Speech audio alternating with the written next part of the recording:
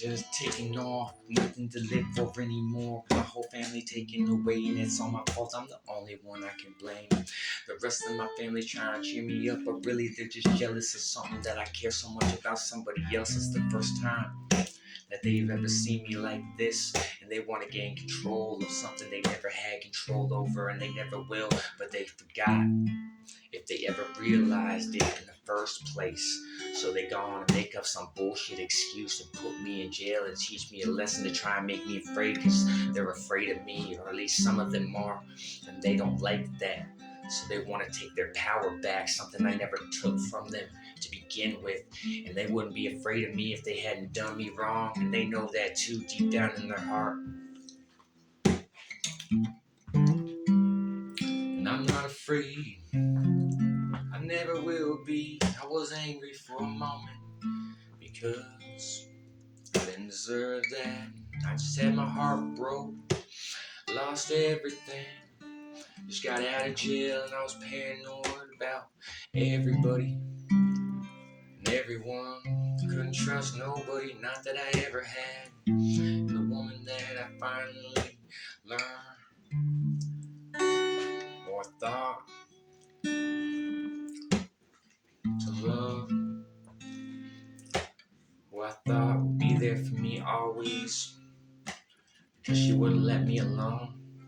Texting me all the time, even when we weren't together. And I thought, well, I better do something about this, because I saved her life once. I could have gone for a walk after that fight and smoked a cigarette like I planned on, but something told me to go back inside, and I said, no, she ain't that fucking stupid, but I did it anyway. And it was one of those decisions that was that fucking close, and it hurts me still thinking about it. And she was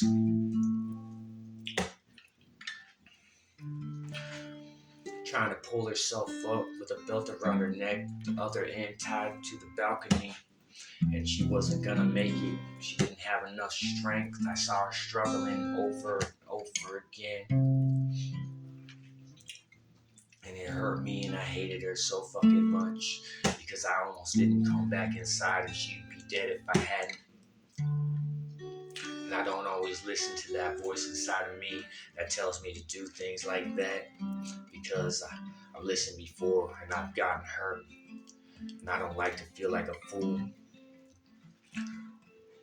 And it was that close, and I hate you that much. She said, are you gonna help me or not? And I said, you stupid fucking bitch. And I got underneath her and I lifted up with all of my strength, and it still wasn't enough, because she'd gotten heavy from all the good food we were eating. And I said, if you want to live, you better help me out. Try as hard as you can. I'll lift you up as much as I can, and you grab on, and slowly we'll just get you there. And if we don't make it, then I'll get something else to help out. Don't worry, you ain't gonna die, but you better try with all your might, because a second ago you were just about to end your life. And I see from what's been going on that obviously you don't want that to happen. So obviously you made a fucking mistake, and I could have just walked away and you'd be dead right now. So you better give me all you got, like, you were doing earlier, back when you realized you were gonna die. And said, oh shit, I don't want to die. Oh shit, I fucked up. Oh shit, I made a mistake. Please God, will my boyfriend come back inside and save my life?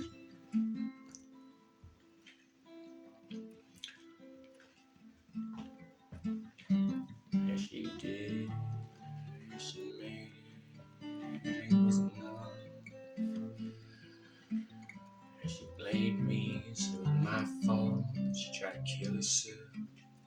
And she left for some time, and I didn't talk to her for 8 months, and then we finally got back together. But the next time we broke up, she wouldn't leave me alone. Always texting my phone, always bothering me. And I was all alone in Kodiak, trying to find a job. responsibility before I went back to school.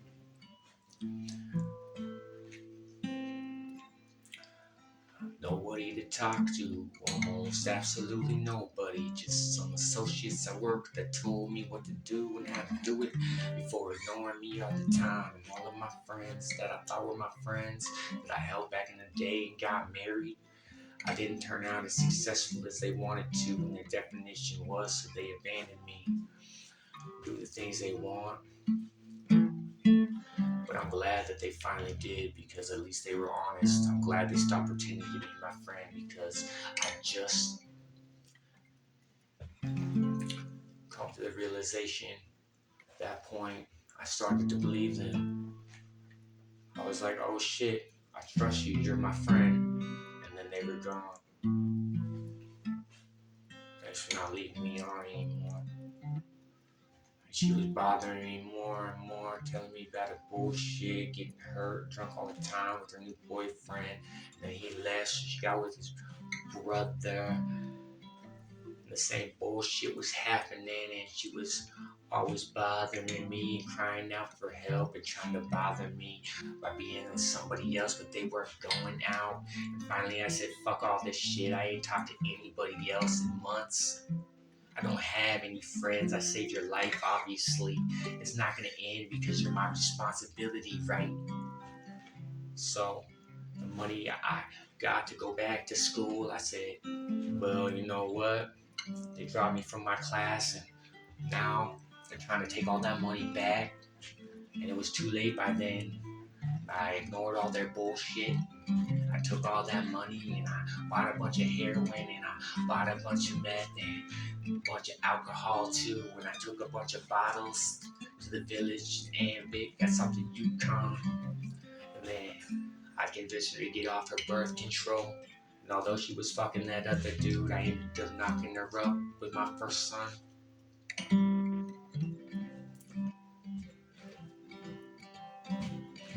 Yeah, I was high for 2 weeks on heroin that I got from Kodiak. I only got a quarter of a gram, and it was like $400 back then. Something like that, but it was really good shit.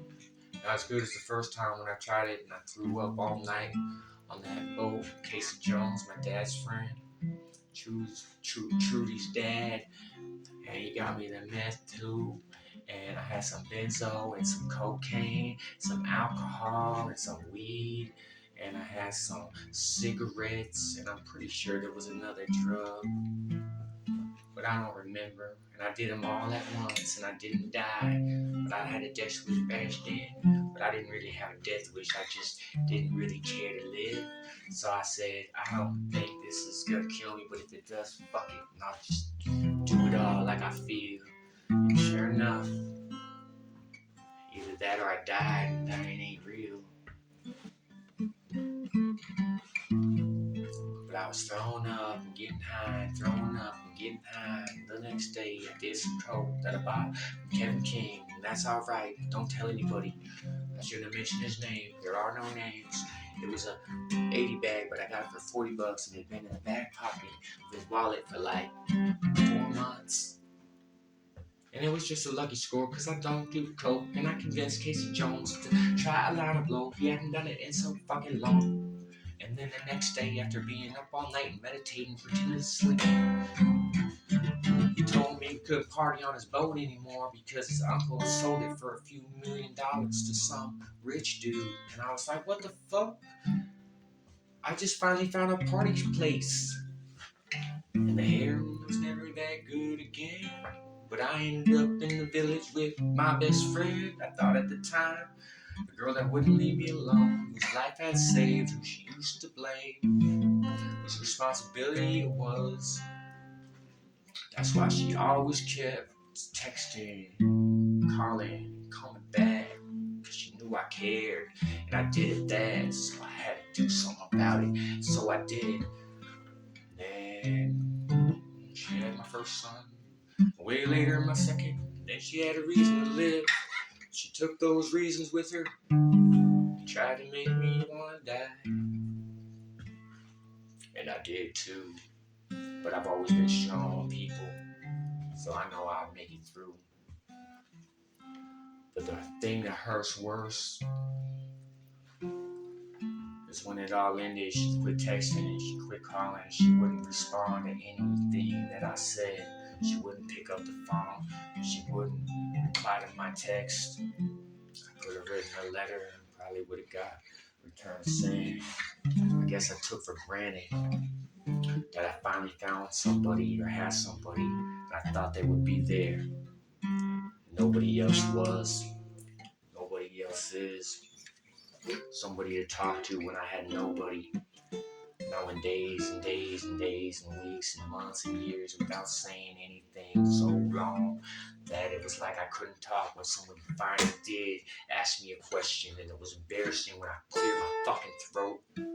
So I had to prepare for things like that, but I wasn't always prepared to find a little peace in that.